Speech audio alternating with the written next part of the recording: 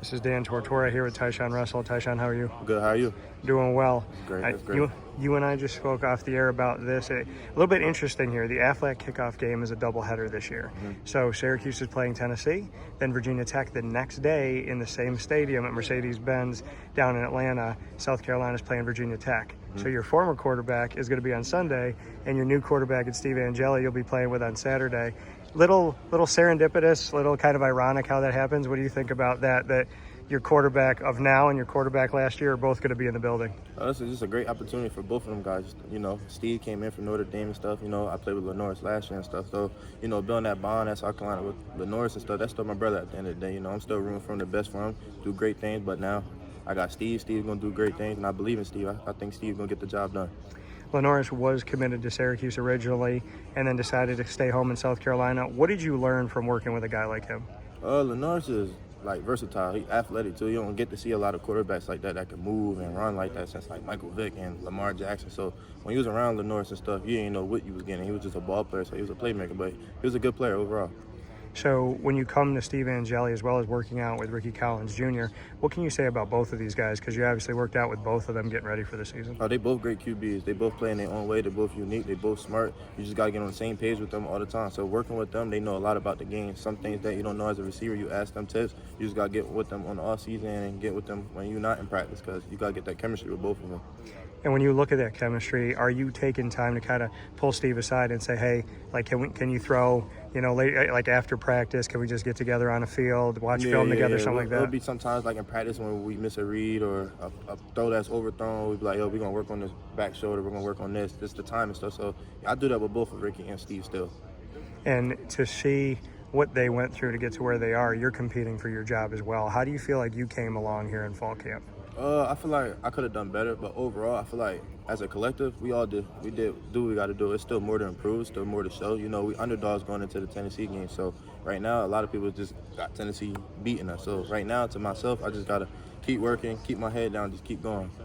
And for you, like you said, you think you could have done better. What did you like about your game, and what are some of those areas that you are working on? I got to work on more of my releases and stuff, just keeping my body healthy. You know, we banged up right now, so treatment's like the main priority right now. If I stay in treatment, I'm good to go. And as far as your best attributes, what you think you do so well on the field, what are those things? Speed, I feel like I got good route running, and it's a lot. I just let my game speak for itself. I don't really do too much judging. I let the fans and the coaches and the people just decide on that, you know. So you got Steve as your quarterback. What can you say about what he has done to lead this team? He's been real vocal. He's been leading so far. You know, we didn't really get the news until we had a team meeting about Steve was going to start. So right now, he's just been taking that next step of being a starting quarterback, leading us, doing this instead of the coaches telling us what to do. He's doing it. He's leading. Like how? And how did you respond, having worked with him and Rickie, knowing it could be either guy? When you did find out, what was that moment like for you? It was normal because, you know, just working with them, both QBs, instead of just choosing one every day, you're working with both. So it was kind of normal. You just ain't know who was going to be the starter. So it was normal. Steve said that it's important for him to build relationships, and Fran said one of the intangibles with Steve is building a relationship with everyone on the team. Why is that something that you like in his leadership, if you do like it, the fact that he wants to be connected with everybody? Oh, you got to get to know people too. Like, just outside of football, you got to put football aside. You just got to get to know your teammates, because if you don't know your teammates, you can't just throw them the ball and expect this and that. Like, you got to get to know them on a personal level. You got to do things with them. You got to take us out. So stuff like that, when you build team chemistry, it builds a bond with all of us as a group collective.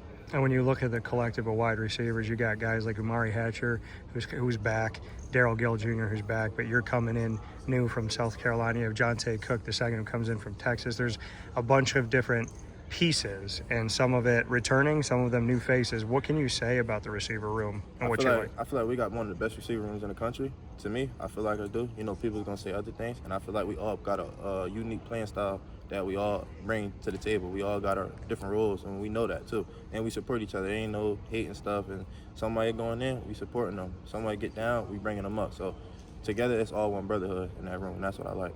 You talk about a brotherhood, having that family approach. We live in a world with NIL and the transfer portal where it can feel individualistic.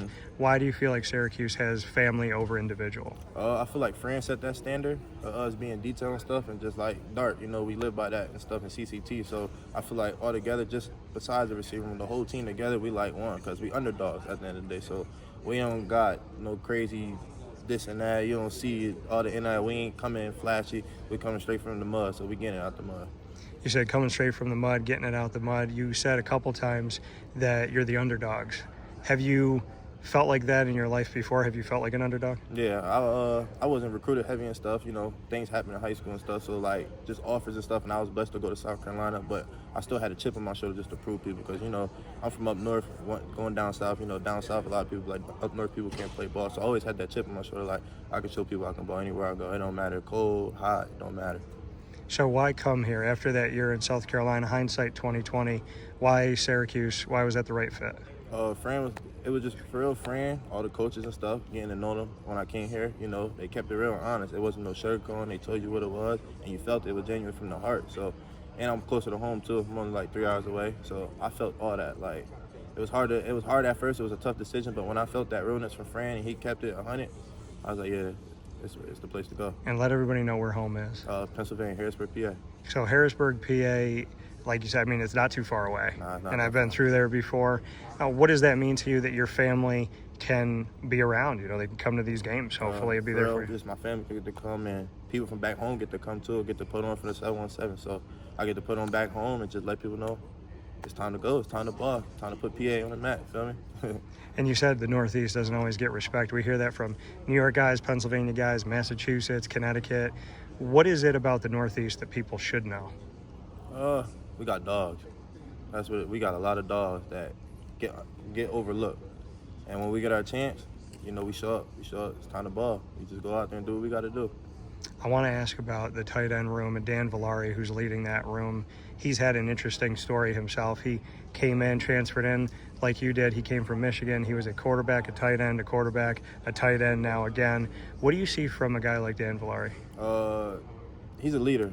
He does everything how he's supposed to every day. Even the days, I'm going to say myself that even the days you don't show up, he's still showing up. Banged up, hurt, the days he don't want to be here, he's showing up, giving 100. He's leading people, being vocal, telling them, come on, he's bringing everybody along. So he's just not leaving people behind, he's bringing everybody with him. So for you, and a couple final notes here, one of those pieces being just what you want to say to kids coming from your area and just what it means to you to represent and put on for the Northeast and put on for Harrisburg, PA. Just keep working, just stay the course, and keep God as number one. Believe in God at all times. Even when you doubt yourself and things ain't going right, keep God as the main source, because everything going to fall in line with that when you got good faith. Most important thing to me is God. I'm happy to hear you mention that. Mm-hmm. So the final note here, the exclamation point, why do you have your faith in God and what does it mean to you? Because I was in a dark space in the transfer portal at one point, and when I came here, Fran was big on faith, and he got me closer to God. And ever since I got closer to God, I've been uplifted. I've been motivating other people. I got friends back home. I've been motivating, so it's just been keeping me to go.